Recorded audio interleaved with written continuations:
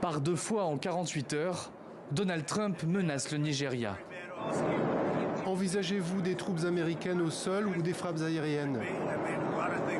Ça pourrait être beaucoup de choses. J'envisage beaucoup de choses. Il tue un nombre record de chrétiens au Nigeria.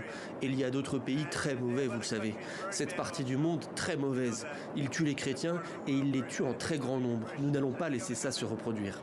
Un avertissement pris au sérieux par les autorités nigérianes. Si elles partagent le constat du président américain, elles divergent sur la méthode. Nos soldats ont les capacités de gérer cette situation. Nous n'avons donc pas besoin de soldats américains au sol. Ce dont nous avons besoin, c'est du matériel, de l'accès à certains de ces équipements qui aideront nos forces armées, ainsi que certains de nos agents paramilitaires et de renseignement à faire face à cette situation. La violence est un problème majeur dans le centre et le nord du pays.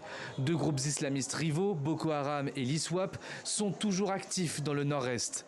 Des gangs criminels terrorisent aussi la population en pillant, en tuant et en kidnappant.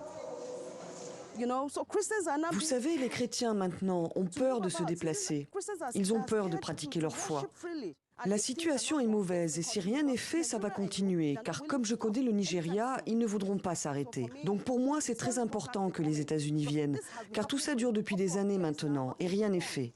Mais les chrétiens sont-ils particulièrement visés par ces violences? Un groupe de travail américain s'est penché sur ce sujet. Selon leurs chiffres, sur 1923 attaques perpétrées contre des civils au Nigeria depuis le début de l'année, 50 l'ont été contre des chrétiens en raison de leur religion. Pour ce chercheur, la violence des terroristes n'est pas focalisée sur cette communauté. La plupart des victimes des violences de Boko Haram sont musulmanes. C'est pourquoi nous avons affirmé qu'il est erroné et contre-productif de réduire ce conflit à la seule religion. L'essentiel est que le gouvernement nigérian considère cette menace comme une menace pour la vie de chaque Nigérian. Selon l'ONU, l'insurrection djihadiste de Boko Haram a causé au Nigeria plus de 40 000 morts et déplacé plus de 2 millions de personnes depuis 2009.